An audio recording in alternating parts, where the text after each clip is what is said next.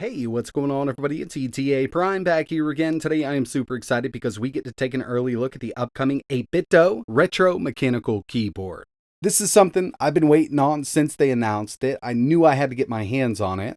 And they're actually going to be offering two different variants. So we've got the N version here, and as you can see, it's very reminiscent of an NES. So we've got that nice color scheme, very retro inspired. It also comes with a dual button attachment that'll allow us to kind of map these to anything. We can set them up for hotkeys, we can play games with them. We'll definitely take a look at this. But they're also offering a Famicom version, which I think is equally as nice. But I really wanted to get my hands on the N version because I grew up in the States and that's kind of the color scheme we had. This one still looks really good, also comes with that dual button attachment, and it's also going to be in that Famicom color scheme. No matter which one you want, they do have them available over on their website or Amazon. I'll leave some links in the description. But here's the N version. And straight out of the box, this thing looks absolutely amazing. This supports Bluetooth, a wired connection, or you can use the included 2.4 GHz dongle. And when it comes to the switches, since this is a real mechanical keyboard, we need to talk about the switches. Travel is great, sound is awesome, and they feel really nice. And that's because they went with the Kale Box White V2 switches here for all of the keys on the keyboard itself. And these are really nice. It's a click bar style switch, 50 gram bottom out, 3.6 millimeter bottom out travel, and 45 gram actuation force. They're super smooth, I love the sound, and yeah, overall these are some really nice switches.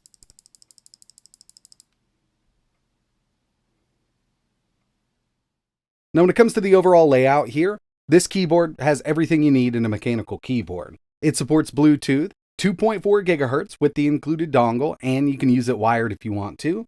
Die-sub PBT caps, it's got an aluminum plate inside of it, hot swappable PCB, volume control, and we've got these programmable keys. We can set these up as hotkeys if we need some shortcuts for Windows, or you could use them as just single buttons if you wanted to. Up in the top left-hand corner, we've got our mode switch, so Bluetooth off or 2.4. It also has a volume knob and 3 extra keys. So we've got our Bluetooth pairing mode key, we've got our mapping key, and we've got the 8BitDo key.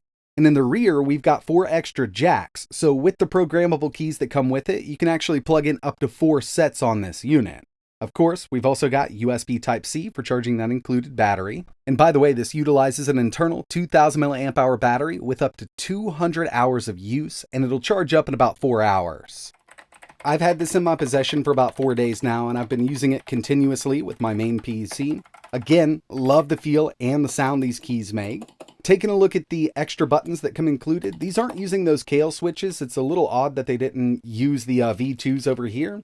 Not exactly sure the brand, but I mean, for something like this, they actually sound pretty good. And with these giant button caps, it kind of amplifies the click.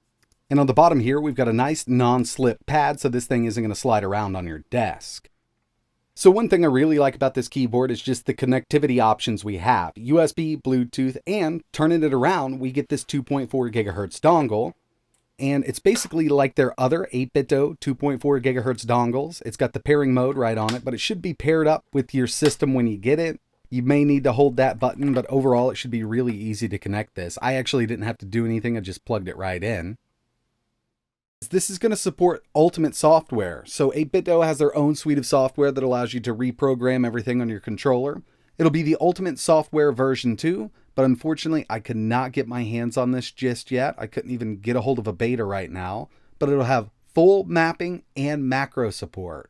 So you'll be able to go through and totally customize every key on the keyboard and even the dual button accessory that comes along with it. Setup is super simple, especially if you're just going to be using that 2.4 GHz dongle. Volume control works out really well. And this is compatible with Windows 10 or above. It also works with Android. I personally haven't tested it with Mac or anything. But we've got a Windows key on the keyboard, so it was definitely made for a Windows machine. Mapping hotkeys to the extra buttons is super easy. Basically what you'll do here is hold the star button on the keyboard up top in the left-hand corner for about a half a second. It's going to start blinking. Then you're going to hold whatever key you want to map to one of these buttons and then press the button. You can also set it up with hotkeys, shortcuts. I've got this so we can actually come right back to the desktop by tapping it once. We can also switch through our apps. Shortcuts are really nice with something like this, especially if you want to set it up as a record button or a screenshot button. But we can also map it to single buttons, so if we wanted to map this to A and B on a controller, it can always be done. And of course, playing retro games with a keyboard isn't for everybody, but I've actually been enjoying playing some NES with these big buttons here, and obviously we'll need some arrow keys to work with. But I've got Launchbox up and running on my PC. We can navigate everything with the arrow keys here. And I'm using RetroArch. We'll go with some NES and one of my favorite games, Adventure Island. Out of the box, RetroArch already had my keyboard keys set up just fine. All I needed to do was map A and B to these external buttons. And as you can see, we can now play with these keys. Now again, it's definitely not for everybody, but messing around with it every once in a while is pretty cool. I'd rather have these set up for like a record button and screenshot like I mentioned. Definitely having that external record button is really nice. And again, you can set up to 8 of these buttons. So you can plug in 4 sets of these 2 buttons here and map them to whatever you'd like. But overall, for everyday desktop use, typing up documents and things like that, the keyboard works out just fine. This also supports Android, so I wanted to test it there real quick. Okay, so I've got the Galaxy S9 tablet here, and we're going to put this in Bluetooth mode. You could plug the dongle into the USB Type-C port on the tablet or phone if you wanted to, but we're going to go with Bluetooth. Put it in pairing mode, and I'll need to refresh here, but it should show right up as the retro keyboard, or retro mechanical keyboard. Go ahead and pair it up. We should be good to go. Now we can actually navigate the full Android operating system with the keyboard. Having a mouse with this would be really nice. And remember, 8BitDo does make a mouse. It's actually really cool. They've got it over on Amazon. I do have one here somewhere, but my son used it about a month ago and I haven't been able to find it since, so I may need to pick another one up.